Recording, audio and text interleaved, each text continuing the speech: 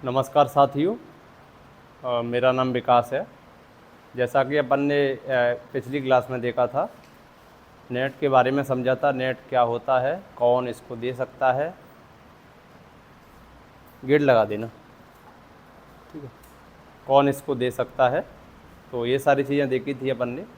क्या इसका exam pattern होता है, कितने क्वेश्चन होते हैं, कितने नंबर का पेपर आता है, कितने मार्क्स चाहिए क्वालिफाई होने के लिए, और जब क्वालिफाई हो जाता है तो आगे की प्रोसेस क्या होती है। जैसे आपका नेट हिंदी से है तो आप किस चीज़ के लिए एलिजिबल हो, JRF है तो क्या फ़ायदे आपको मिलेंगे। तो ये सारी चीज़ें अपन पिछली क्लास में देख चुके हैं।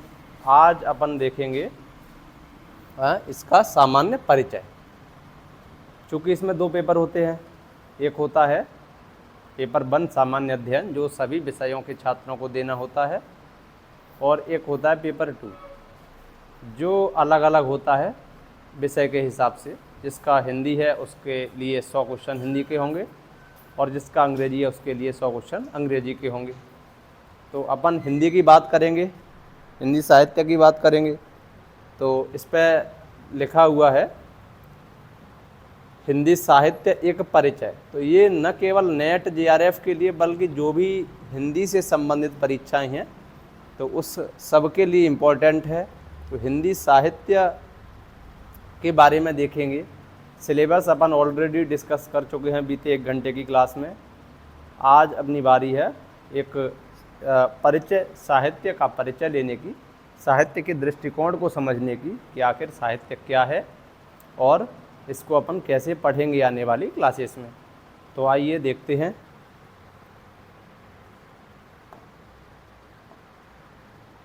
अपन ने इसमें देखा था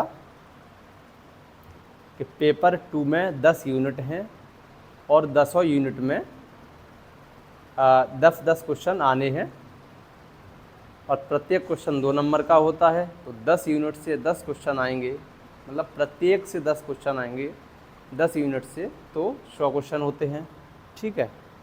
तो सारी यूनिटों का सिलेबस अपन ने देखा था किस यूनिट में क्या है। तो आज अपन बात करेंगे हिंदी साहित्य की।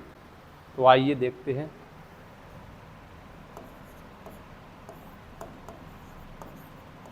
हिंदी साहित्य का इतिहास।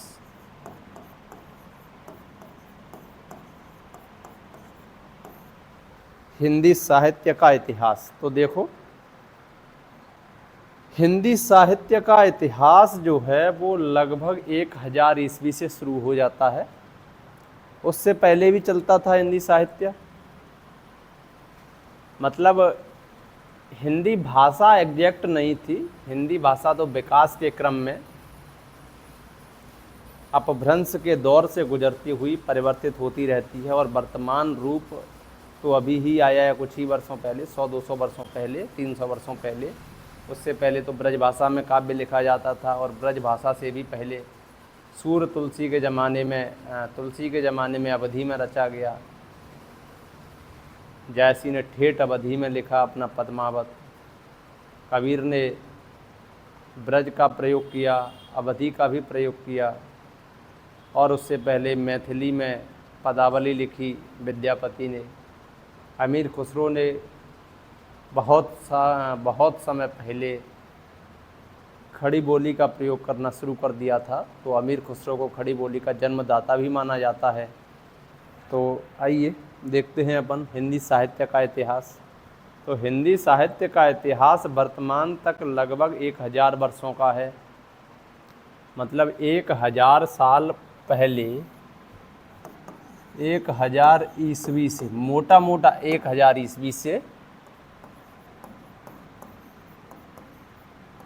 वर्तमान तक हिंदी साहित्य का इतिहास माना जाता है कि हिंदी साहित्य 1000 साल पुराना है। तो अपन देखते हैं 1000 साल का घटनाक्रम क्या है।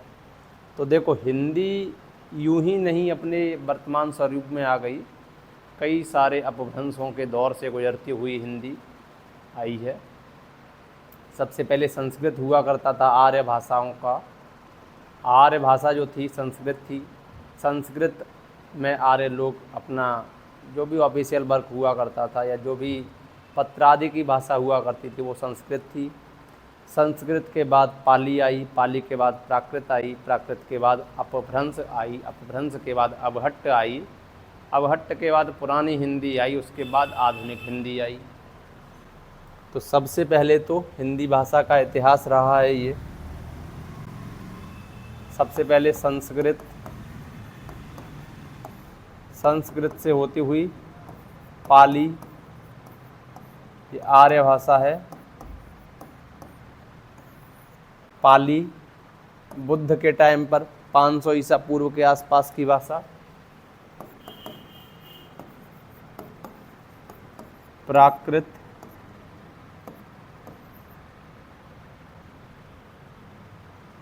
प्राकृत, प्राकृत के बाद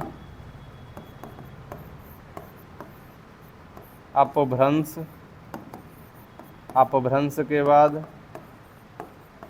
अवहट्ट, फिर लिख लो पुरानी हिंदी कह सकते हैं,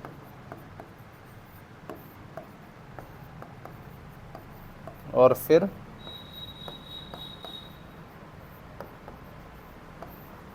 आधुनिक हिंदी।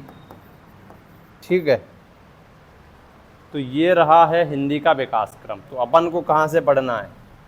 अपन को यहाँ से मान लो 1000 ईस्वी के आसपास अपभ्रंश चल रही थी। अपभ्रंश से ही सौर यानी अपभ्रंश से पश्चिमी हिंदी का विकास हुआ है, और इस तरह से पश्चिमी हिंदी से खड़ी बोली का विकास हुआ है। इस तरह से अपनी कहानी यहाँ से आगे बढ़ती है अपभ्रंश से। अपभ्रंश के बहुत प्रसिद्ध कवि हैं स्वयंभू। स्वयंभू, स्वयंभू शिव का नाम भी है कि जो स्वयं से ही उत्पन्न हो, स्वयंभू। अवहट्ट, अवहट्ट में आते हैं विद्यापति। देखो आज ऐसे नहीं देखना है कि ये कवि कौन सा कहाँ से टपक गया अचानक, तो कहीं से नहीं टपका है, हिंदी साहित्य में ही है। अपन पढ़ेंगे आज, अपन पूरे हिंदी साहित्य का 1000 वर्षों की यात्रा 1 घंटे में करने जा रहे हैं। मतलब सबको देखेंगे कितने काल हैं इसके, आधुनिक काल, मध्यकाल, आदिकाल। आदिकाल में क्या क्या पढ़ना है, मध्यकाल में क्या है, भक्तिकाल, रीतिकाल, फिर भक्तिकाल के अंतर्गत निर्गुण काव्य, सगुण काव्य, फिर उधर रीतिकाल के अंदर रीतिबद्ध, रीति सिद्ध, रीति मुक्ति, रीति इतर काव्य धाराएँ हैं। फिर आधुनिक काल में भारतेंदु युग, भारतेंदु के बाद महावीर प्रसाद द्विवेदी का जो युग है, द्विवेदी युग है, छायावादी, प्रगतिवाद, प्रयोगवाद, नई कविता, नई कहानी, है ना, सहज कविता, अकविता, जनवादी कहानी। तो ये सारी चीज़ें हैं, समकालीन कहानी। तो पूरे हिंदी साहित्य के बारे में आज देखेंगे अपन, और उसके बाद कल से कोई एक टॉपिक उठाएंगे। जितनी जैसे 21 कहानियाँ लगी हुई हैं, तो पर डे एक कहानी रहेगी। किसी दिन कोई कविता उठा ली, किसी दिन कोई उपन्यास उठा लिया, और अपन कोशिश करेंगे कि जिस दिन जो कविता, जो कहानी, जो उपन्यास उठाएं वो उसी दिन समाप्त हो जाए। कोई बड़ी कविता हुई, जैसे राम की शक्ति पूजा है, लंबी कविता है, तो उसमें हो सकता है 2 दिन लग जाएं, है ना, 3 दिन लग जाएं। जैसे असाध्य वीणा जैसी कविताएं हैं, सरोज स्मृति है, तो 1 दिन में न कंप्लीट हो पाए तो हो सकता है 2 दिन लग जाएं। लेकिन पर डे अपन एक कविता या एक कहानी पढ़ा करेंगे। जैसे 21 कहानी है तो किसी दिन कहानी पढ़ ली, अगले दिन कविता, उसके अगले दिन उपन्यास। 10 उपन्यास हैं तो 10-12 दिन उधर मान लो। इस तरह से अपनी क्लास रहेगी। आज देखते हैं अपन, तो अपभ्रंश में अपन को स्वयंभू को पढ़ना है। पुष्यदंत हैं, पुष्यदंत, ठीक है, ये प्राचीन है। ये सब किस में आता है? आदिकाल में आता है। अपभ्रंश, अवहट्ट और पुरानी हिंदी। विद्यापति हैं, और फिर विद्यापति के बाद इधर अमीर खुसरो भी आते आदिकाल में। हालांकि अमीर खुसरो ने बहुत पहले ही खड़ी बोली का प्रयोग करना शुरू कर दिया था, ब्रज भाषा का प्रयोग करना शुरू कर दिया था। जैसे एक थाल मोती से भरा, सिर के ऊपर औंधा धरा, चारों ओर वह थाल फिरे, मोती उससे एक न गिरे। इस पंक्ति में देखिए, इन 4 पंक्तियों में कहीं भी ऐसा नहीं लग रहा होगा कि आधुनिक भाषा नहीं है, वर्तमान हिंदी से कहीं भी भिन्न नहीं लग रही होगी। लगेगी भी तो 19-20 लाइन, 19-20 का अंतर देखेगा। लेकिन ये जो पंक्ति है अमीर खुसरो ने आज से 700-800 साल पहले ही लिखी थी। पहेली है, पहेली बूझो तो जानू, जो अपन पूछते हैं एक दूसरे से वही पहेली है। तो अमीर खुसरो ने उस समय बहुत अच्छी हिंदी लिखी। अब विद्यापति का तो मैथिली में है पूरा, तो समझ में ही नहीं आता उस टाइम का। लेकिन अमीर खुसरो ने, विद्यापति से पहले के हैं अमीर खुसरो। 1255 ईस्वी में अमीर खुसरो का जन्म हो रहा है, 1325-26 तक चलते हैं ये। तो 700-800 साल पहले ही बहुत ज़्यादा शुद्ध हिंदी लिख दी। आज की हिंदी और उस समय की हिंदी जो अमीर खुसरो लिख रहे थे, बहुत ज़्यादा अंतर नहीं मिलता है। ठीक है, तो पुष्यदंत विद्यापति, अमीर खुसरो भी लिख लो, लेकिन अमीर खुसरो अबहट्ट में नहीं आएंगे। अमीर खुसरो और अमीर खुसरो की मुकरियाँ देखिए। एक अमीर खुसरो लिखते हैं ब्रज भाषा में, मेरा मूसों सिंगार करावत, आगे बैठ के मान बढ़ावत, बासे चिक्कन ना को दिशा, ए सकी साजन ना सकी सीसा। मुकरी है ये, सखी मुकर जाती है लास्ट में, वो कहती है सखी कि ए सखी साजन, साजन होंगे वो कहती ना सकी सीसा। ठीक है, तो ये सारी चीज़ें हैं। तो इस तरह से हिंदी भाषा का विकास हुआ है। आज अपन हिंदी साहित्य का इतिहास देखते हैं, तो देर न करते हुए हिंदी साहित्य के इतिहास पर आ जाइए। हिंदी साहित्य का इतिहास,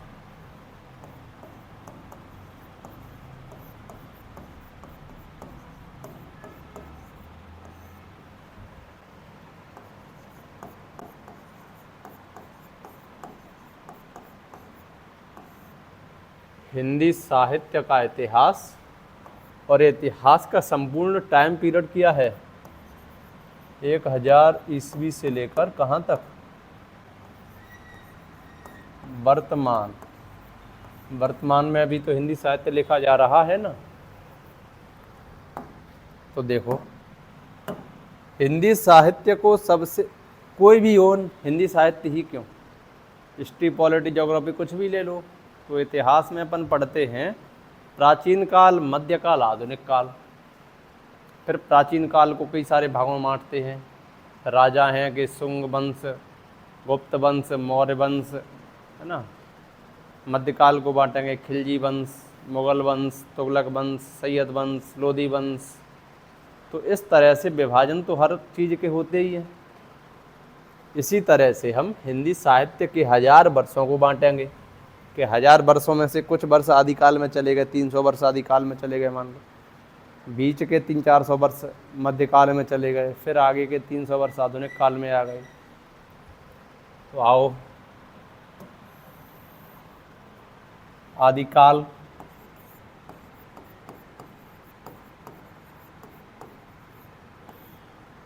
आदिकाल में देखो क्या क्या अपन को पढ़ना है। देखो, सिद्ध साहित्य, नाथ साहित्य, कई सारे विद्वानों का अपना अपना मानना है। जैसे सिद्ध साहित्य और नाथ साहित्य को जो शुक्ल जी हैं वो साहित्य तो मानते हैं, लेकिन हिंदी का साहित्य नहीं मानते। वो कहते हैं तो अपभ्रंश का साहित्य है, इसमें तो संधा भाषा है, इसीलिए इसको हिंदी साहित्य से बाहर रखा जाना चाहिए। मतलब साहित्य तो है, हिंदी साहित्य से बाहर रखा जाना चाहिए। तो अलग अलग विद्वानों का अलग अलग मानना है। तो अपन वो बातें देखेंगे जो जिन बातों पर सबकी आम सहमति है। तो देखो, आदिकाल में क्या क्या पढ़ेंगे। जैन साहित्य, सिद्ध साहित्य, नाथ साहित्य, ये ले सकते हैं सभी। नाथ साहित्य,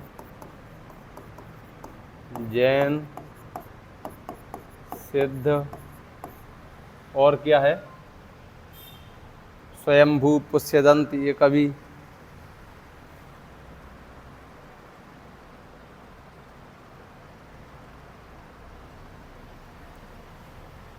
ठीक है, स्वयंभू हैं, पुष्यदंत हैं,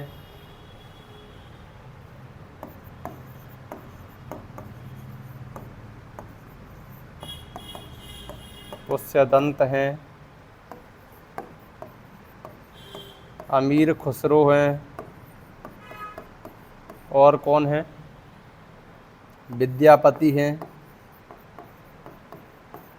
जिनको मैथिल कोकिल भी कहा जाता है विद्यापति को, बहुत ज़्यादा मीठी बाणी होने के कारण। इनकी एक बहुत प्रसिद्ध रचना है, ये मैथिली में लिखते थे, विद्यापति की प्रसिद्ध रचना है जिसका नाम है पदावली। रचनाएं तो बहुत सारी हैं, लेकिन पदावली के कारण ही विद्यापति को मैथिल कोकिल कहा जाता है। विद्यापति लिखते हैं अपनी पदावली में, राजा शिव सिंह रूप नारायण लखमा देही पति भानु। मतलब विद्यापति शैव भक्त थे। अमीर खुसरो निजामुद्दीन औलिया के गुरु थे, पता ही है आपको। पुष्यदंत ये जैन कवि हैं, ठीक है। स्वयंभू, सिद्ध साहित्य, नाथ साहित्य, जैन साहित्य। तो सिद्ध कितने थे, 84 सिद्ध थे, 9 नाथ थे, ठीक है। ये सब किस में देखेंगे अपन, आदिकाल में देखेंगे। अभी अपन बहुत ज़्यादा विस्तार में नहीं जा रहे, अभी तो बस ये देख रहे हैं कि इस काल में क्या क्या देखेंगे। जैसे इतिहास को अगर पढ़ते हैं तो प्राचीन काल में जैसे अपन ने देख लिया सिंधु घाटी सभ्यता है, आर्यों का आगमन है, उसके बाद सिद्ध हैं, उसके बाद बौद्ध धर्म है, फिर जैन धर्म है, महाजनपद काल है, उसके बाद मौर्य वंश है, गुप्त वंश है, बस इतना इतना। अब इनके बारे में तो पर्टिकुलर पढ़ेंगे, सिंधु घाटी सभ्यता पे ही पता चले 4-5 लेक्चर हो जाएं। तो इसी तरह से आदिकाल में इन चीज़ों को पढ़ना है अपन को। इसका टाइम भी कितना है, 1310-50 से लेकर 1350 ईस्वी। देखो ये लगभग में है, इतना माना जाता है, बाकी हर विद्वान अलग अलग मानता है। शुक्ल जी का लेंगे, अलग मान रहे हैं शुक्ल जी, ठीक है। शुक्ल जी अलग मान रहे हैं। द्विवेदी जी का लेंगे, उनका अलग चल रहा है।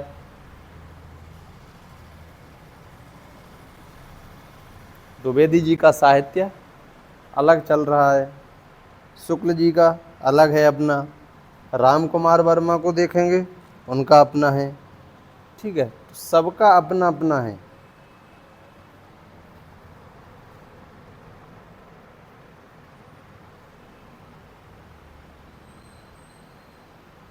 तो आगे देखो, आदिकाल के बाद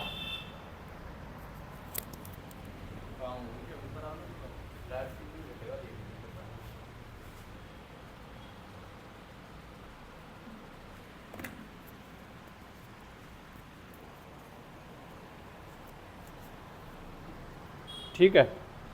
तो आदिकाल के बाद मध्यकाल, और मध्यकाल के बाद आधुनिक काल। मध्यकाल में क्या क्या पढ़ेंगे अपन?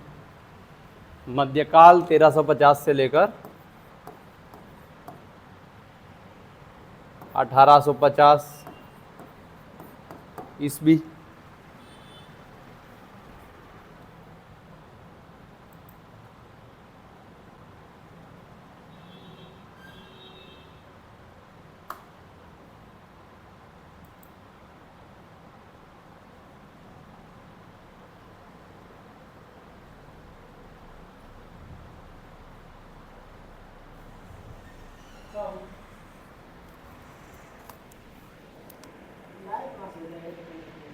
लाइव नहीं, इसको देखो बीच में कहीं रुक गई।